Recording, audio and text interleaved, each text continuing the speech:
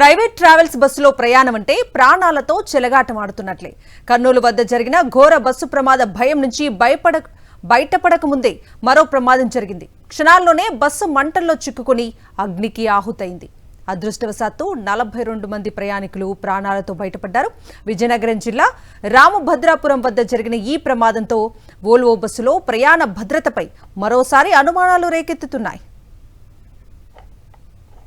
భువనేశ్వర్ నుంచి మల్కన్గిరికి 42 మంది ప్రయాణికులతో private travels bus బయలుదేరింది. విజయనగరం జిల్లా రామభద్రాపురం వచ్చేసరికి టైర్ పంక్చర్ కావడంతో డ్రైవర్ బస్సు దిగి చెక్ చేస్తున్నాడు. ప్రయాణికులు మొత్తం బస్సు దిగి ఎదురు చూస్తుండగా ఇంజిన్లో ఒక్కసారిగా మంటలు వ్యాపించాయి. అసలు ఏం జరిగిందో తెలుసుకునే లోపే బస్సు మొత్తం మంటల్లో చిక్కుకుంది. ప్రమాద సమయంలో బస్సులో ఒరిస్సాకు చెందిన ఒక ఎమ్మెల్యే కూడా ఉన్నారు. రామభద్రాపురం వద్ద జరిగిన బస్సు ప్రమాదానికి సంబంధించిన పూర్తి డీటెయిల్స్ మా ప్రతినిధి అనిల్ అందిస్తారు. విజయనగరం జిల్లాకు చెందినటువంటి రామభద్రాపురం ప్రాంతంలో ఓ ట్రావెల్స్ బస్సు పూర్తిగా అగ్నికి ఆహుతైనటువంటి విజువల్స్ని మనం చూడొచ్చు.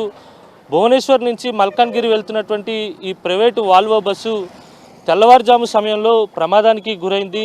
ముఖ్యంగా టైరు పేలిన తర్వాత ఏం జరిగిందో డ్రైవర్ దిగి చూసేటువంటి క్రమంలో ఒక్కసారిగా ఇంజన్ నుంచి మంటలు వ్యాపించి క్షణాల వ్యవధిలోనే బస్సు అంతా కూడా ఖాళీ బూడిదైంది. ఈ బస్సులో దాదాపు 42 మంది ప్రయాణికులు ప్రయాణం చేస్తూ ఉన్నారు. వారంతా కూడా బస్సు టైరు పేలిన తర్వాత దాన్ని సెట్ చేసేటువంటి క్రమంలో బస్సు ఒక 15 నుంచి 20 నిమిషాల పాటు ఆపడం జరిగింది. ఆపిన తర్వాత ఏం జరిగిందని దిగి చూసేటువంటి క్రమంలో ప్రయాణికులంతా కూడా కిందనున్నారు. వారందరూ దిగినటువంటి క్రమంలోనే ఒక్కసారిగా ఇంజన్ నుంచి మంటలు వ్యాపించి కళ్ళు మూసి తెరిచే లోపే పెద్ద ఎత్తున బస్సు అంతా కూడా అగ్నికి ఆహుతైందని చెప్పి ఇక్కడ ఉన్నటువంటి పోలీసు అధికారుల ద్వారా మనకు అందుతున్నటువంటి సమాచారం. రాత్రివేళ కావడంతో సహాయక చర్యలకు కూడా కాస్త అంతరాయం ఏర్పడినటువంటి పరిస్థితి. మంటలను అదుపు చేసేటువంటి ప్రయత్నం కూడా కాస్త ఆలస్యమైనట్టుగా తెలుస్తుంది. ఈలోపే ఇక్కడ ఉన్నటువంటి సామగ్రితో పాటు ఇంజన్ అలాగే బస్సులో ఉన్నటువంటి మొత్తం పూర్తిగా ఇదంతా కూడా దగ్ధమైనటువంటి విజువల్స్ని మనం స్పష్టంగా గమనించవచ్చు. విజువల్స్లో చూడొచ్చు కొన్ని బిందెలు ఏవైతే వీటిని కూడా లగేజ్ పాయింట్లో క్యారీ చేస్తున్నటువంటి పరిస్థితి. ఇవన్నీ కూడా ఎత్తడి బిందులు. ఇందులో ఏమైనా తీసుకుని వెళ్తున్నారా లేకపోతే ఖాళీ బిందులనే ఎక్కడికైనా పట్టుకెళ్తున్నారా అనేది ఇంకా తేలాల్సి ఉంది. అయితే భువనేశ్వర్కి సంబంధించినటువంటి 42 మంది ప్రయాణికులు మల్కన్గిరి వెళ్ళేటువంటి క్రమంలోనే ఈ ప్రమాదం జరిగింది. అయితే ప్రమాదం జరిగినటువంటి సమయంలో ఒరిస్సాకు చెందినటువంటి ఒక ప్రజాప్రతినిధి కూడా ఇదే బస్సులో ప్రయాణం చేస్తున్నట్టుగా తెలుస్తూ ఉంది. అయితే పూర్తిగా డ్రైవర్ అప్రమత్తతను అనుకోవాలి, లేదంటే పూర్తిగా ఆ పరిస్థితులు అనుకూలించినటువంటి కారణంగా వీరంతా కూడా ప్రాణాలతో బయటపడ్డారు. సాధారణంగా బస్సు రన్నింగ్లో ఉన్నప్పుడు లేదా పూర్తిగా నిద్రపోయేటువంటి క్రమంలోనూ ప్రమాదం రన్నింగ్లో జరిగి ఉంటే కనుక దాని తీవ్రత కానీ లేకపోతే ప్రాణ నష్టం కానీ ఎక్కువగా ఉండేటువంటి అవకాశం ఉంటుందని అంతా భావిస్తుంటారు. కానీ టైరు పేలిన కారణంగా బస్సు నిలుపుదల చేశారు. ఈ క్రమంలో మంటలు వ్యాపించడంతో అందరూ కూడా ప్రాణాలతో బయటపడినటువంటి పరిస్థితి. 42 మంది సురక్షితంగా బయటపడ్డారు. వారిని ప్రత్యామ్నాయ మార్గాల ద్వారా ఇక్కడి నుంచి పంపించేటువంటి ప్రయత్నం చేశారు.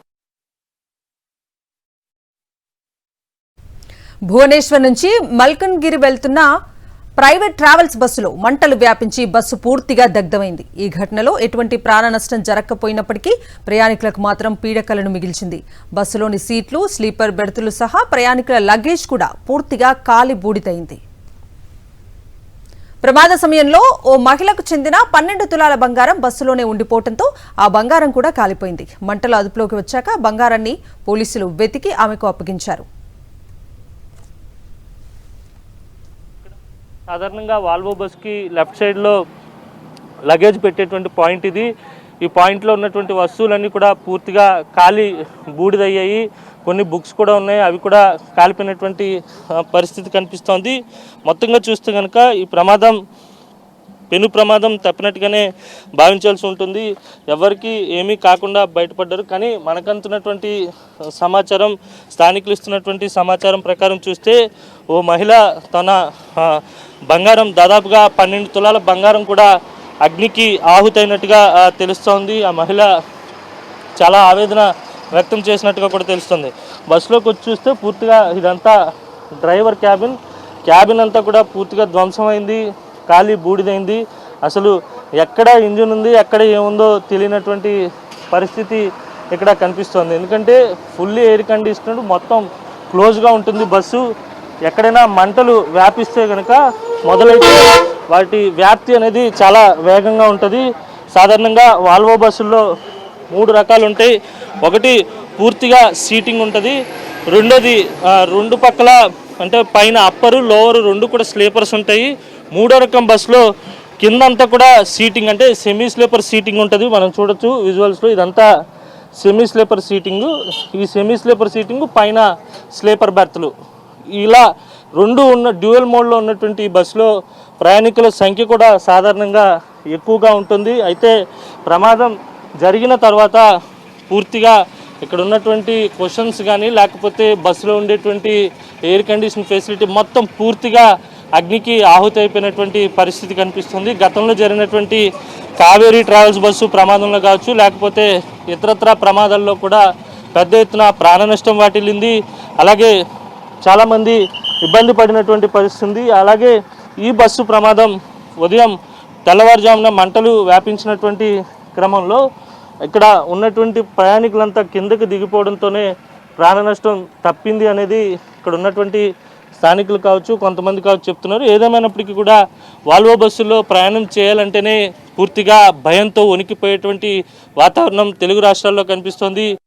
రామభద్రాపురం వద్ద జరిగిన ఒరిస్సా ట్రావెల్స్ బస్సు ప్రమాదం ప్రయాణికుల్లోనే కాదు స్థానికుల్లో కూడా భయాన్ని నింపింది.